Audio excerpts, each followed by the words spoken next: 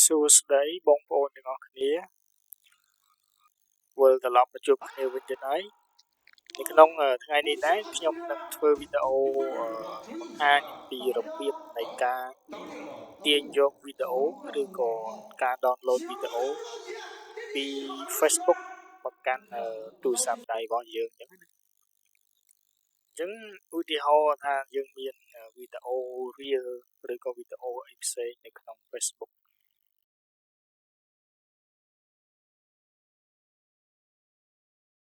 ប្រសិនបើយើងចង់ download វាយកទៅធ្វើការបកប្រែអញ្ចឹងដំបូងឡើយយើងត្រូវរកវីដេអូណាមួយបន្ទាប់មក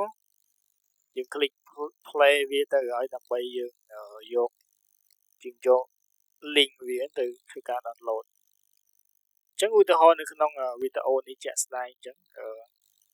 យើង play វីដេអូ reel គេមកបន្ទាប់មកយើងចុចសញ្ញា share នេះដើម្បីយើង copy link នៅពេលដែលយើងធ្វើការ copy link ហើយយើងបើក Chrome ដើម្បីយើងចូលទៅ website ដើម្បីយើងទាញយកវីដេអូហ្នឹងណាអញ្ចឹងយើង search នៅក្នុង Chrome មកយើង search វា fdown net បន្ទាប់មកយើង enter វាមកអញ្ចឹងយើងនឹងឃើញ link នៅខាងលើគេបំផុតហ្នឹងគឺ Facebook Video Downloader អូខេអញ្ចឹងយើងចុចលើ link ហ្នឹងមកបន្តមកទៀតយើងធ្វើការ pass នៅ link ដែលយើងបាន copy ពីក្នុង Facebook មកហ្នឹងយើង pass ចូលមកហើយយើងឃើញប៊ូតុងនៅខាងស្ដាំហ្នឹងគឺ download យើងចុចប៊ូតុង download ហ្នឹងមក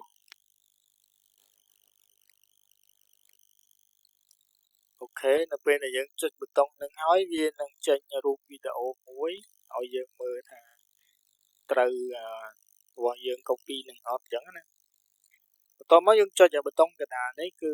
download video in HD quality យើងចុចប៊ូតុងហ្នឹងមកដើម្បីឲ្យវាធ្វើការ download អូខេឥឡូវវាធ្វើការ download ហើយ download link file អូខេពេញអញ្ចឹងនៅពេលពេញយើងចុច open មកបន្ទាប់មកយើង play វាបានន័យថាវាទាញចូលក្នុងទូរស័ព្ទដៃរបស់យើងហើយឥឡូវយើង play មក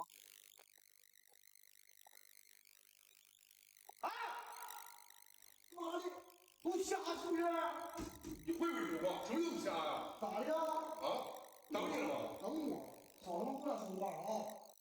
អូខេហ្នឹងហើយសម្រាប់វីដេអូរបស់ខ្ញុំក្នុងថ្ងៃហ្នឹងគឺមានតែប៉ុណ្ណឹងទេគឺគ្រាន់តែបង្ហាញពីរបៀបនៃការ download របស់យើងទៅកាន់ដើម្បីយើងធ្វើការយកទៅបកប្រែឬក៏យកទៅធ្វើអីផ្សេងទៀតតាមដែលយើងអាចធ្វើទៅបានអញ្ចឹងវីដេអូមកដល់ទីបញ្ចប់ហើយសូមអរគុណកុំភ្លេចចុច like share ហើយនិង comment វីដេអូរបស់ខ្ញុំផង